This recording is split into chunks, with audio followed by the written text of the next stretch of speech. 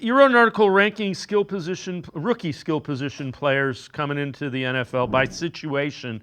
So Ashton Jeanty was one with the Raiders, Travis Hunter, Jaguars, Hampton. You have Quinshon Judkins, 15 with the Browns, and just ahead of his teammate Travion Henderson.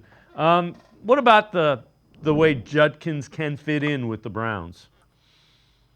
So I think he certainly can fit in. And the curious part for me is, part of that ranking was, okay, what's the path to a starting job? And the other part of it is, how can your team set you up for success, right? So I think Judkins does have a pretty decent path to a starting job if he plays well through the summer, but also competing with another solid draft pick in Dylan Sampson, who I think is a really good player. And you still have Jerome Ford as the incumbent guy from last year, right, on the Browns. So you could see a rotation, but Judkins could be the starter certainly by the middle or end of the season. The big problem, as we're going to talk about a lot with the Browns, is the supporting cast, the quarterback situation we just mentioned, the wide receiver situation we're going to talk about. And this was the third worst run blocking team per PFF grades in the NFL last year, only ahead of Tennessee and New England. So the offensive line, a little bit older, a little bit injury prone, and really struggled last year to open holes in the run game. We saw that even with their backs last year, Nick Chubb and Jerome Ford there. So I think there's a lot of obstacles in front of Judkins, despite the fact that he probably has the inside track to being the top running back in the group.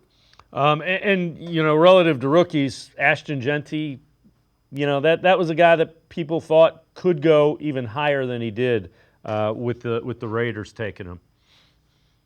Yeah, I mean, Ginty, when you look at the fit there with the Raiders and what they get out of him, and I understand, look, the Browns taking Mason Graham and then going running back later. I think that makes sense. New England needed offensive linemen, and they got Travion Henderson later, but the Raiders needed that guy. They were last in the league in rushing grade for us, even though their offensive line is actually a pretty decent unit. I don't mind their offensive line, and it's pretty young. I think it's going to get even better. And then you look at the addition of Geno Smith and a credible passing game around it with Brock Bowers, Jacoby Myers, Jack Besh, who I think is going to start for them also.